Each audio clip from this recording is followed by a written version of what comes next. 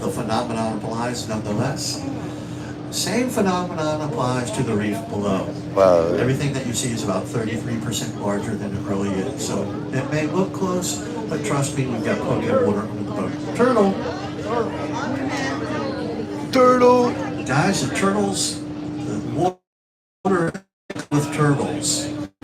Fucking want to see a turtle. Okay, a little bit about the coral, now that we're oriented to where we are. Coral as just this. Coral as a thing appeared on planet Earth about 300 million years ago. It's been around a while.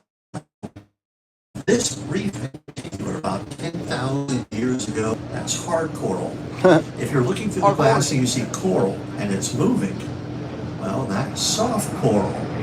And the people that named coral were taking it easy on people like me. Right there, and it looks like a fan in an old-timey photograph like your grandmother might have had.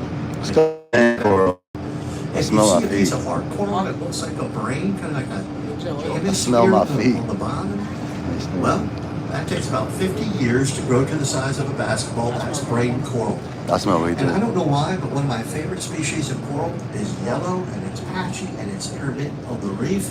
It's one of the most resilient species of coral. It's mustard hill and common fire raisin. But guys, I got to draw your attention to two species of coral that I really want to talk about. And if you look at the bottom, the sandy bones, femurs, I'm making those words up, but they look like bones. They're not. They're the remnants of things called staghorn and elkhorn coral. Staghorn and elkhorn coral are particularly susceptible to changes in seawater temperature.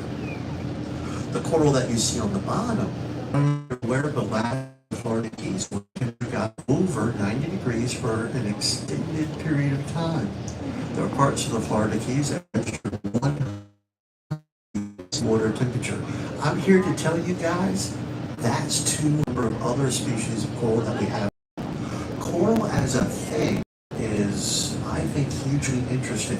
And here's how it chip a symbiotic relationship between two microorganisms. On one hand, you've got the coral polyp, related to the jellyfish and the sea anemone, and on the other hand, you've got a small microalgae.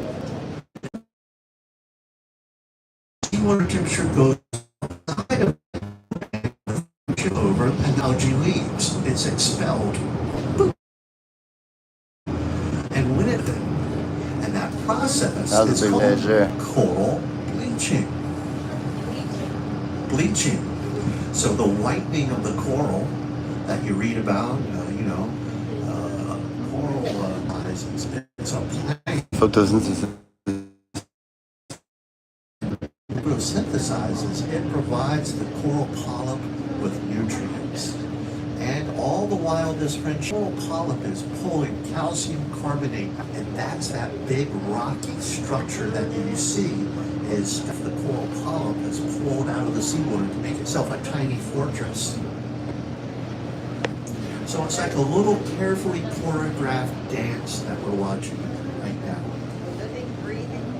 It's a living, breathing organism that is about 360 miles long here.